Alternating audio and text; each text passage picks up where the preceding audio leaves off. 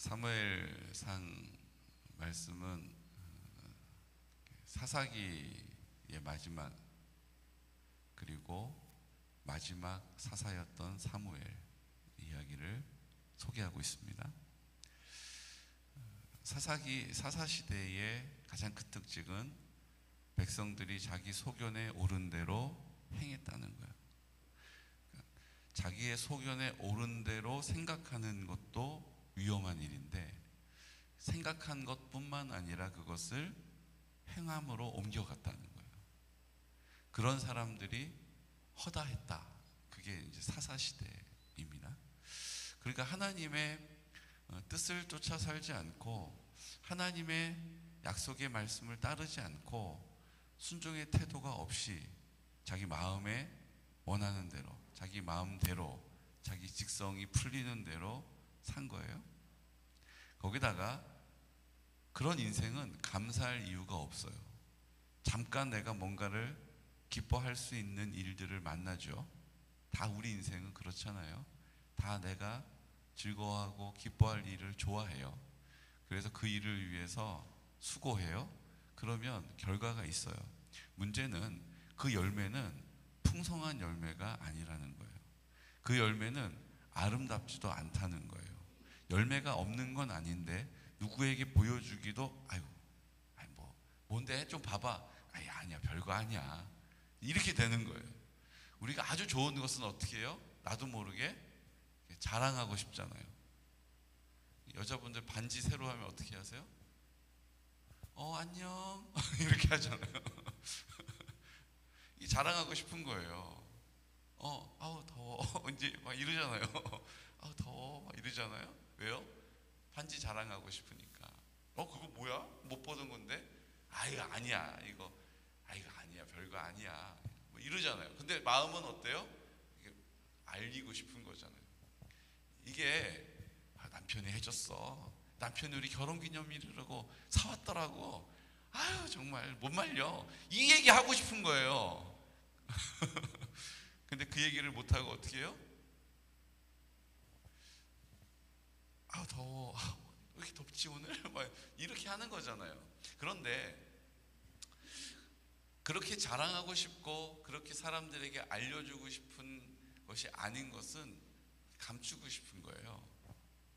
내가 결혼기념일인데 반지도 못 받고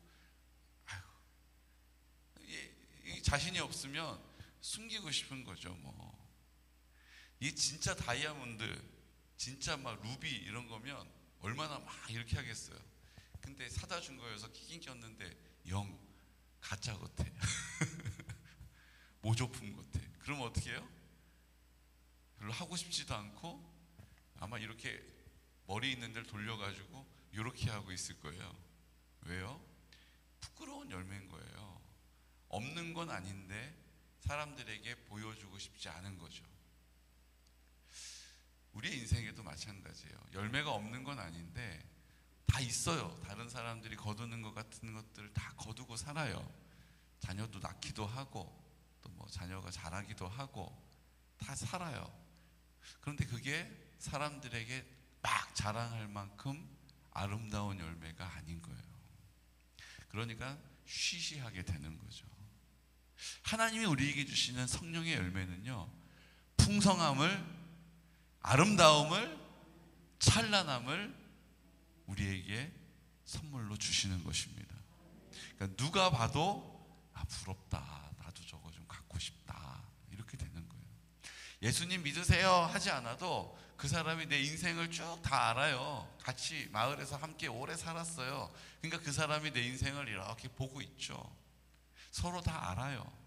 그런데 예수님을 믿는 사람은 다르긴 다르구나. 예수님을 믿는 사람은 좀 다르긴 다르구나. 특별하구나. 저 사람 왜 일요일마다 교회를 가지? 그래서 가나 보다.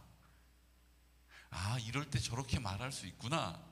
교회를 가는 사람은 이런 상황에서 저런 결정을 내릴 수 있구나 라는 것을 보게 되는 거예요. 그것이 우리의 뭐가 되는 거예요? 면류관이 되는 거예요. 우리 능력이 아니라 하나님의 능력, 우리의 탁월함이 아니라 하나님의 탁월함이 나를 통하여 나타나는 거죠. 아멘. 네. 이게 중요해요. 이게 중요해요. 그러니까 우리가 이 땅을 살지만 내가 나를 위해 살지 않고 내가 살지만 내가 주를 위하여 살면 주님이 나로 사신다라는 것이 어떤 의미인지를, 그게 어떤 능력인지를 이 땅에서 경험하는 거예요. 경험하며 사는 것이 우리의 삶의 그 부르심이요 사명의 자리인 줄로 믿으시기 바랍니다. 그러니까 이게 잘 안 되는 분들은 어디서부터 가야 돼요? 처음부터 가야 돼요. 처음이 어디예요? 내 마음을 점검해야 한다는 거예요. 내 마음에 지금 주님이 주인이신가를 점검해야 된다고요. 그러니까 내 마음에 내가 주인으로 살면 욕심을 내 수단으로 채우고, 그 두려움, 그렇게 되지 않으면 어떡하지? 내 뜻대로 안 되면 어떡하지? 어떻게 하면 좋지? 인정받지 못하면 어떡하지? 이런 두려운 마음이 내게 막 엄습할 때 그것을 내가 밀칠 수 없는 거예요. 그래서 내 방법으로 그것을 그렇게 되기 전에 제거하는 거예요. 미리 제거하는 거예요. 우리의 인생은요, 주님이 내 마음의 전부가 되실 때 참 평안함을 누리게 됩니다. 우리의 인생은요, 주님이 내 마음의 전부가 되셔서 나를 다스리기 시작하시면요, 승리하게 되는 거예요. 상황과 관계없어요. 문제 오래되고 문제에 무겁고 가벼운 게 문제가 되던 거 아니에요. 주님이 내 마음의 전부가 되시면 이제 주님의 뜻이 나를 통하여 나타나기 시작하죠. 근데 이것을 경험해 보지 못한 사람은 계속해서 그 상황 앞에서 압도되고 그 문제 앞에서 압도되고 전전긍긍하고 그것을 어떻게 해결해야 될지 고민하게 되고 머리가 아파요. 잠을 못 자요. 그리고 그 욕심을 내 힘으로 수단으로 막 채워요. 그래야 안심이 되니까. 이게 안 채워지면 이 허무함, 이 공허함, 그게 내 인생을 막 짓누르거든요. 그러니까 무조건 좋은 학교를 가서 좋은 직장에 가서 돈을 많이 벌고 어떤 아파트를 사고 어디에서 살아야 되고 어느 학교를 우리 아이들을 보내고, 이게 우리 인생의 전부예요. 그래서 누가 시를 썼는데 이렇게 썼더라고요. 화장실 3개인 집을 살기 위해 평생 수고하고 정신을 차려보니 이제 죽음이 내 앞에 있구나. 화장실 3개인 집을 사기 위해서 평생을 뒤도 안 돌아보고 산 거예요. 그리고 화장실 3개인 집을 샀어. 근데 이제 죽음이 내 목전 앞에 있다는 것을 그제야 발견하게 되는 거예요. 여러분, 화장실 3개인 집 살면 편하겠죠. 2개인 것보다는 좋겠죠. 근데 죽음과 맞바꿀 가치가 있는 것은 아니에요. 내 생명하고 맞바꿀 이유가 없어요. 하나님이 나에게 주신 그 생명은 이 땅 가운데 그 생명으로 생명을 낳게 하는 자리에 우리를 부르신 거예요. 근데 나는 화장실 3개인 거 그거 얻기 위해서 그 생명과 화장실 3개를 맞바꾸는 거라고요.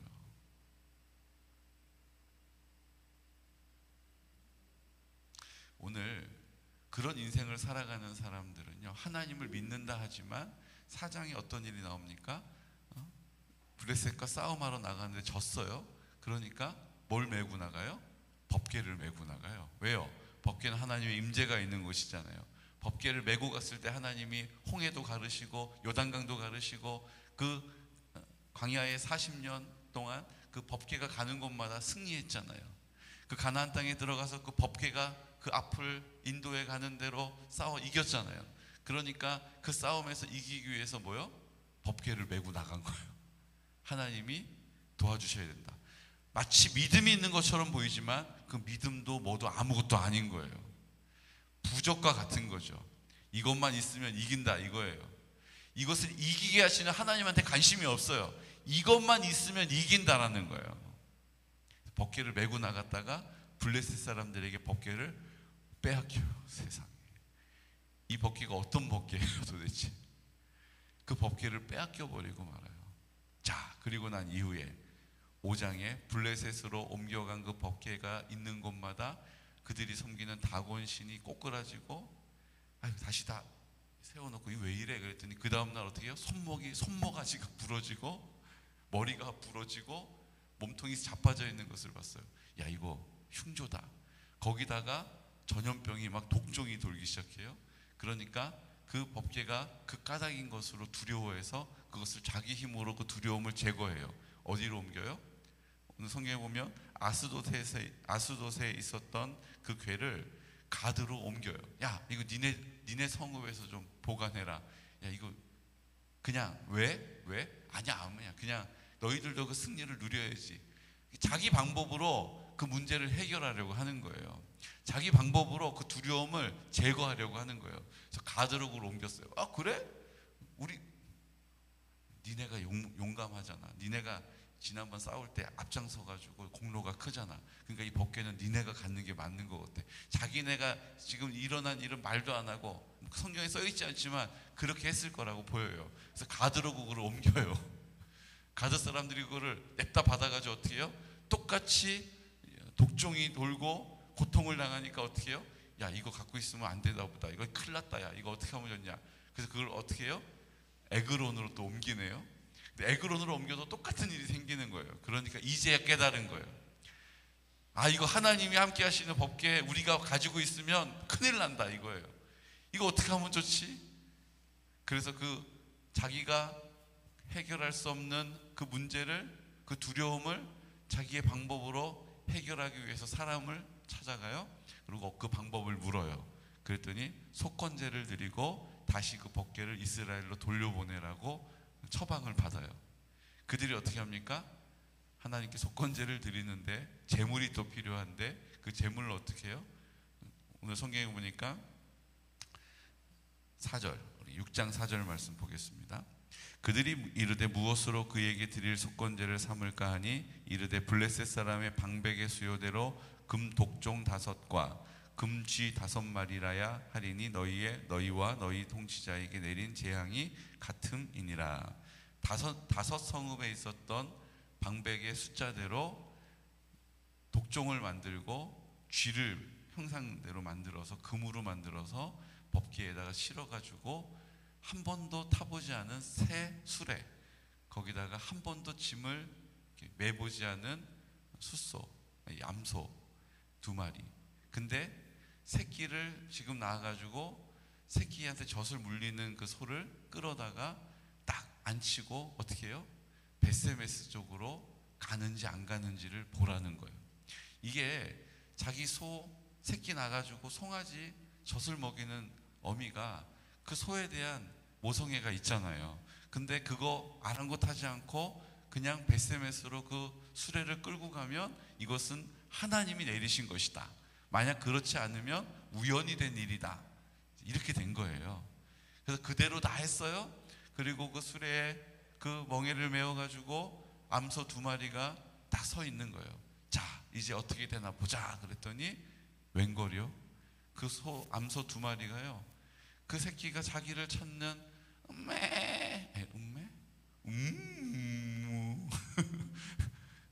엄마를 간절히 막 찾아요. 배가 고프기도 하고 새끼가 얼마나 엄마를 찾겠어요. 그런데 그 소리를 들었는지 못 들었는지 그냥 암소가 순종하고 베세메스로 올라가는 거예요. 터덜. 아, 정말 이 전염병이 하나님이 우리에게 주신 것이구나. 아, 정말 하나님이 우리를 재앙을 내리신 것이구나. 그때 블레셋 사람들이 하나님을 야다하게 되는 거예요. 여러분 재밌지 않습니까? 하나님은 그 하나님을 믿지 않는 이방 민족 블레셋 사람도 하나님의 야다를 나타내시는 거예요. 정말로 하나님이 계시구나라는 것을 그들이 인정하게 만드시는 거예요. 그 일이 얼마 걸렸어요? 7개월이 걸렸다라고 성경이 소개하고 있어요. 7개월 동안 야, 이거 너 가져가. 니네가 가져가. 전염병 다 돈 다음에 그제야서 깨닫게 된 것입니다. 하나님이 왜 우리에게 이걸 보여주십니까? 하나님의 약속의 말씀, 하나님의 임재가 있는 것, 그 법궤는, 그 법궤 자체가 뭐예요? 능력이 있는 게 아니라는 거예요. 그 법궤에 임하는 그 법궤 자체의 능력이, 그게 부족이 아니라는 거예요. 그것을 가능하게 하신 하나님이 계심을, 그것이 가능하게 하시는 하나님이 계심을 기억해야 한다는 거예요. 그러니까 그 사실을 기억하라고 법궤를 주셨던 것이죠. 그 법궤 자체에 능력이 있는 게 아니에요. 하나님의 이 말씀, 이 성경책에 능력이 있는 게 아니에요. 이 성경책에 말씀을 주신 하나님께 능력이 있는 거예요. 근데 우리는요, 우리의 소견에 오른 대로 생각할 때가 얼마나 많은지 몰라요. 이 성경 자체가 능력이 있는 것처럼 생각을 하는 거예요. 사실 이 성경은 그 성경, 이 종이에 인쇄된 것이 다예요. 이게 뭐 다른 책보다 더 경건한 게 아니에요. 이 성경에 기록되어진 그 말씀을 주신 분이 능력이 있으신 거예요. 말씀을 주신 그 하나님을 믿어야 되는데, 이 말씀을 믿는 거예요. 이 말씀을, 이 성경을 믿는다고요. 그래서 이 성경을 이렇게 읽는데, 그 성경은 이 말씀을 주신 하나님께 들어야 하는데, 내가 내 이성과 내 지혜와 내 경험으로 이 성경을 읽으니까 이 말씀을 적용하는 데 있어서 다 어때요?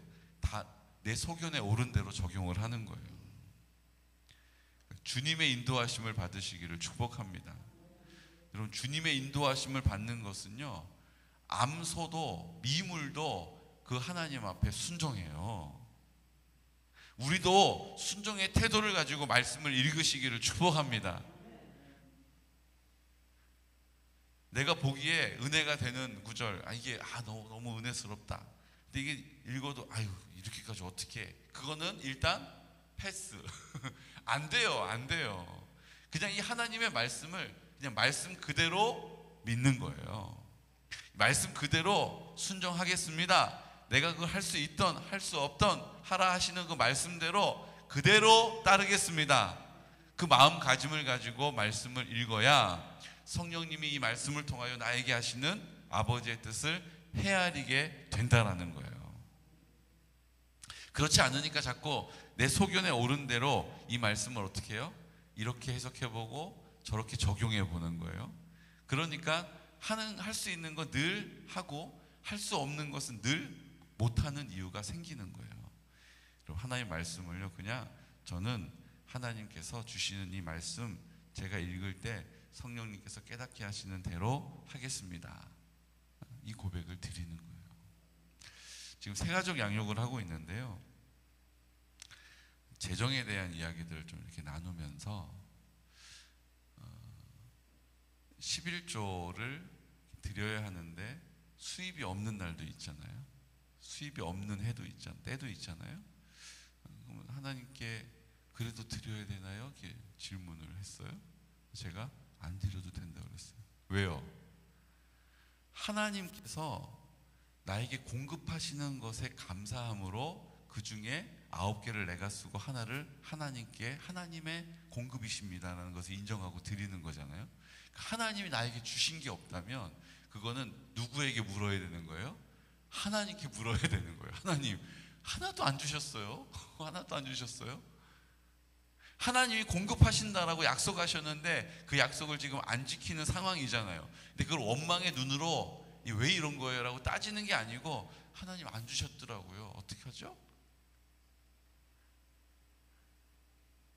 빚을 내가지고 융자 받아가지고 헌금할 이유가 없어요. 왜요? 하나님이 나에게 주시는 것을 하나님께 믿음으로 구별하는 것이기 때문이죠. 이해가 되세요? 그거 은행에다가 돈 빌려가지고 헌금하고 나서 왜 나 하나님 안 갚아주시나, 그렇게 하려면 헌금 안 하는 게 나아요. 우리의 소견에 오른 대로 하는 거 아니에요. 하나님이 공급하시겠다 하셨으니 나는 그 하나님을 신뢰하고 하나님이 주신 것에서 11조를 감사함으로 하나님의 공급을 인정하는 거예요. 안 주셨으면 안 하셔도 돼요. 주셨으면 하나님의 공급이심을 믿고, 이거 내고 나면 지금도 많이 났는데 이거 어떻게 하면 좋지? 그건 내 생각인 거예요.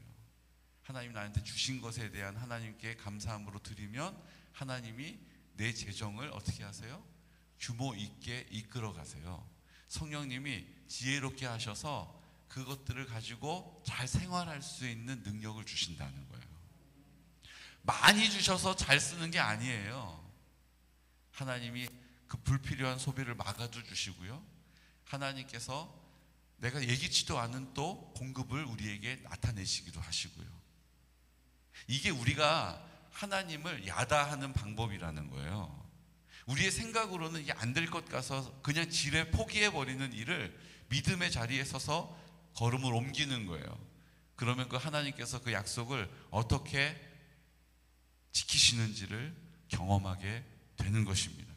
이건 뭐 헌금에만 국한된 게 아니에요. 우리의 건강도 그래요. 우리의 관계도 그래요. 하나님께서 우리 가운데 야다하시는 것을 지금 우리가 경험하고 있지 않습니까? 날씨를 주관하시는 하나님이심을 내가 인정해야 하는데 내 힘으로 날씨를 바꿀 수가 없어요. 내가 할 수 있는 건 날짜를 바꾸는 거예요. 근데 하나님께 우리는 내 방법으로 이것을 제거하려고 하지 않고, 성지순례 가는데 비가 억수같이 오고 바람이 막 강풍이 불면은 어떻게 성지순례가 되겠나? 그래서 날짜를 옮기자. 이게 내가 제거하는 거잖아요. 하지 않고 하나님, 그 날씨를 주관하시는 하나님이심을 믿습니다라고 도전한 거잖아요. 기도한 거잖아요.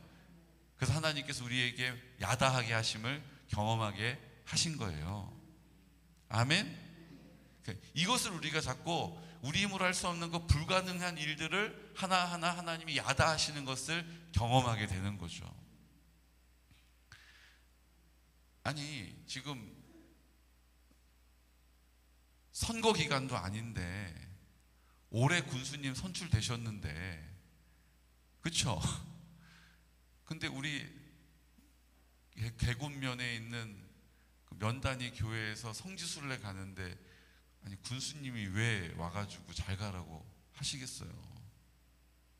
선거 기간이면 다 펴니까 그럴 수 있다고 해도 올해 첫 해 이제 앞으로 4년 남았는데 7시 반에 월요일 날 잘 갔다 오라고 군수님이 오시는 것은 하나님이 우리에게 야다하시는 증거라는 거예요.